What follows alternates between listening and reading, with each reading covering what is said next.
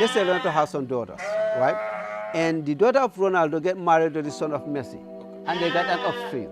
If you scout, we like to scout them. Yes. That's the way the Latin breed is.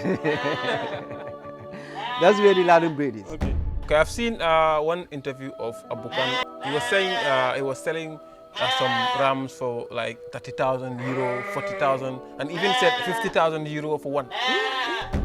They sold a ram in Scotland a few years ago for $470,000. Yes, 400 and something. Yes, I've seen that. Look at the Latin breed. At 6 months, you are guaranteed 45 kilos. 6 months old. Yeah, 45 kilos. So record weight for the Latin is 181 kilos at the moment. He got a little record height of 1.20 meters. When he was just born, the guy who sold it to me paid $300,000 for him.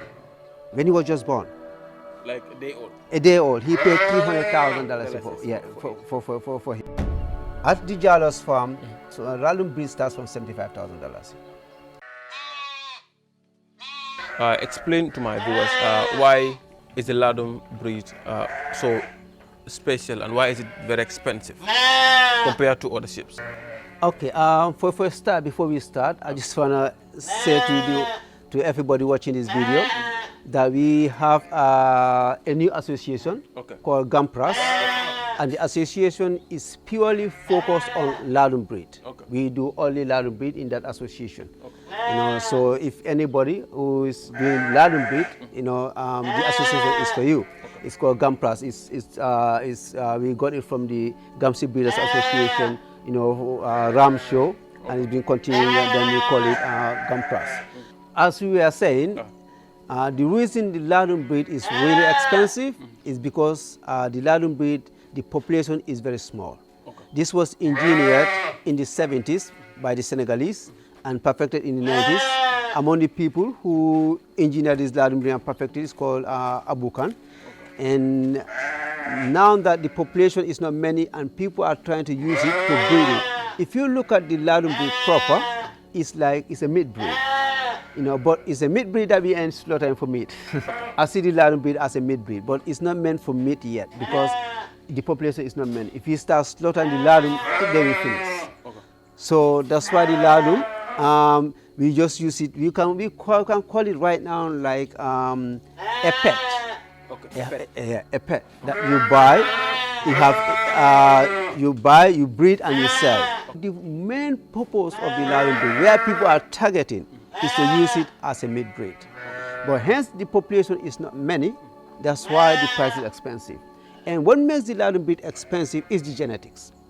It's not about the size of the Ladum, it's the genetics. People are paying for genetics, not for meat. That's the bit people don't understand. We pay for the genetics of the sheep, not the meat. I'll give you an example. If you are into football, and let's say Ronaldo has some daughters, right? And the daughter of Ronaldo get married to the son of Messi, and they got an offspring. If you scout, we like to scout them. That's the way the Latin breed is. That's the way the Latin breed is. So if you have a good bloodline, everybody wants to buy from you. The bloodline counts a lot. That's why I say this is the son of let's say like my ram. This ram here is the son of the mother is the daughter of Magistrate. Magistrate is a champion. I think he still got the longest weight. I'm not sure, but it's like, it's the father and grandfather of so many champions in this Ladum breed. So the mother is the son of daughter of Magistrate, and the father is the son of Diaspora. So you see, the bloodline is top of the range. That's what makes Ladum breed expensive. Okay, I've seen one interview of Abukan. He was saying he was selling some rams for like 30,000 euro, 40,000, and even said 50,000 euro for one. That itself will be so expensive for people who do not understand these things. They will not understand, because once you say that to somebody, like, why would I spend that on a sheep? Why can't I buy a bull? Why can't I buy that? Listen, they sold a ram in Scotland a few years ago for $470,000. Yes, 400 and something. Yes, I've seen that. You understand? Yes. Even yesterday, I was showing it to my people. Exactly. It was like 400 and something thousand dollars. Yeah. Yes, I've seen that. The reason that person did not buy meat, he bought genetics. Yeah, I've seen that video myself. That's what he paid. He paid for genetics. Can you imagine taking that ram into their farms? It will change the whole genetics of the farm. So they paid for genetics. You know, look at the Rarity breed. At 6 months, you are guaranteed 45 kilos. 6 months old. Yeah, 45 kilos. You know, the record weight for the Rarity is 181 kilos at the moment. He got a little record height of 1.20 meters. You understand? So our mediocre, our local breed here, you know, it takes you 2 years to have 30 kilos. So you can see the difference. Yeah, so imagine if you work on the Rarity breed and it's all over the place, and we start selling it as a meat breed. You know, can you imagine Tobaski comes, I'll go and buy a Rarity for Tobaski. And trust me, the meat is not the same, you know. No, honestly. Okay. You see, the Rarity breed meat, no, it's completely different. No, I think it's going to be like a designer meat for when you start. You go to the restaurant and say, man, I want a Rarity breed, yeah. No, the thing is, you see, you need to know what the reason people are doing this. Because people are working on this Rarity breed so that they can help, you know, reduce, you know, the cost of meat by having faster growing sheep. That's what the Rarity is all about. You know, it's going to take a bit of time, you know, but for now, people are paying for genetics. The better the genetics, the more expensive it is. Okay. Yeah. Okay. Okay, for right now, for example, 100% Rarity that you have with a good genetics, like a 2 months or a 1 month ram, right now for a Rarity, how much do you think that's going to cost? You know, you see, the thing with me is I try to help out the masses. Okay.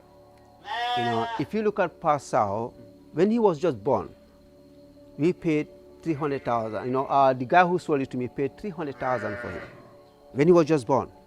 Like a day old? A day old. He paid $300,000 for him. Yes. You know, when he finished working with him, he sold it to me. You know, so the person who sold it to you bought it for 300,000. 300,000. Yeah, that's like 2.5 years ago. You understand? Okay. You know, he gave it to me now. I bought it from him. So if I buy a sheep for $250,000, a female one, and I put Pasao with that sheep, how much do you think I should sell the offspring?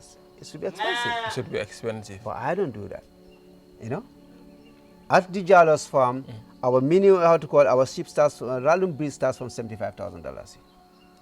The pure Rarity breed. The pure Rarity breed. Yeah, we start from 75. We have the top notch, a genetics, which we could be selling for 200,000, 250, 150,000, but we start from 75,000. Yeah, because we think we're trying to help other people, other farmers, who want to use the crossbreeding with Rarity to come and buy the male ones and go crossbreed with their, you know, that's the way we want to help out.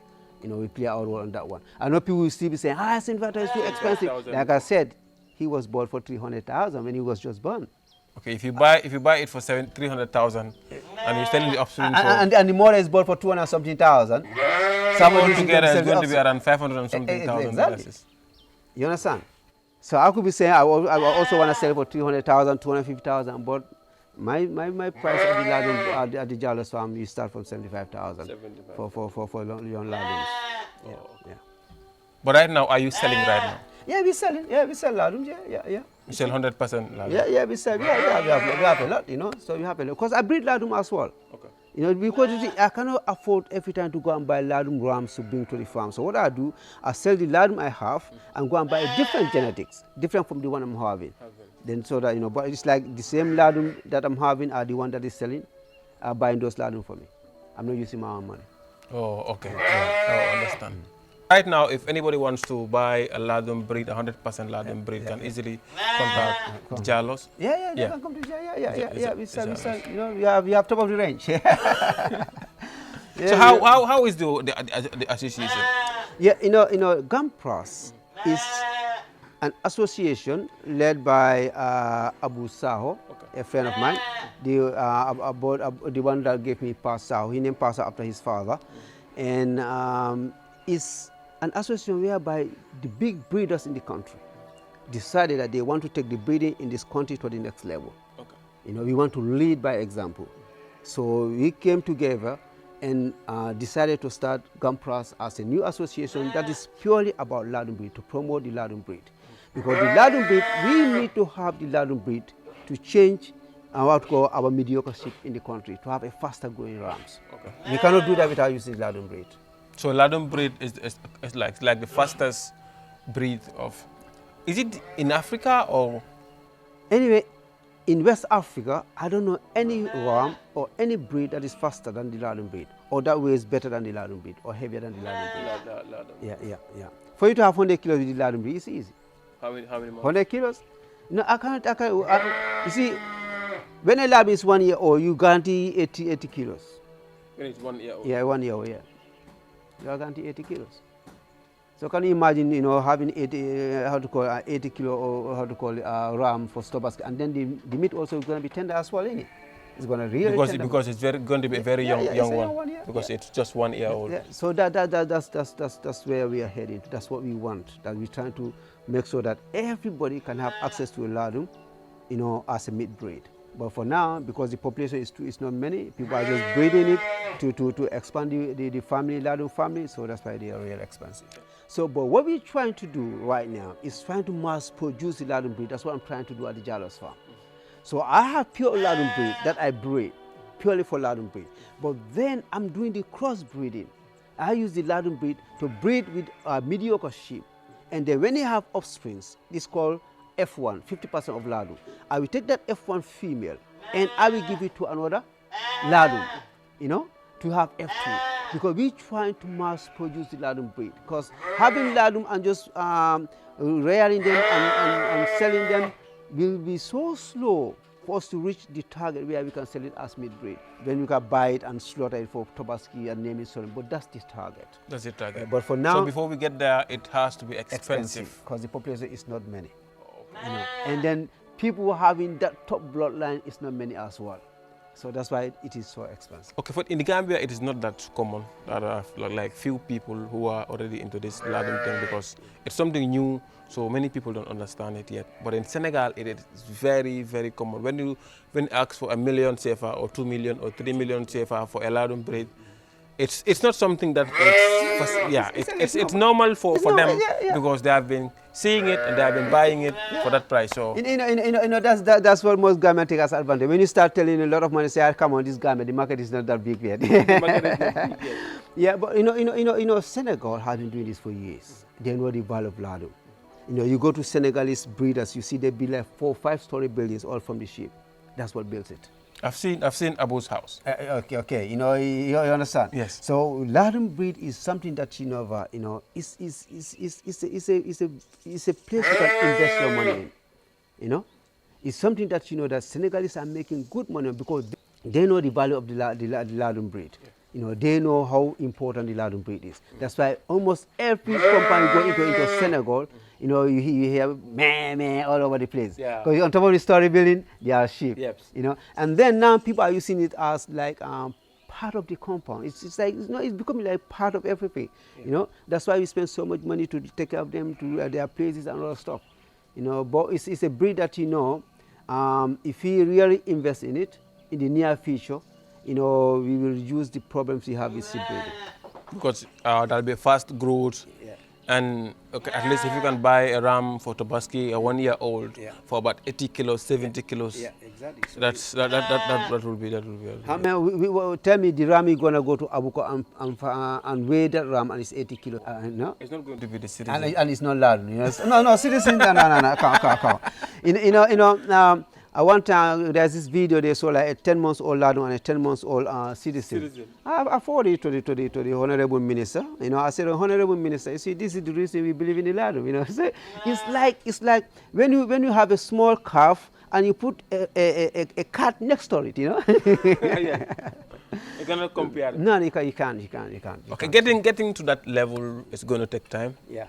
It's going to need people like you and your team to push this thing up to the place where you expect it to be. Yeah. But it's going to take time. So maybe with videos like this that we are doing on this channel, it's going to help sensitize people a lot for them to know more about this ladum breed and why is it expensive.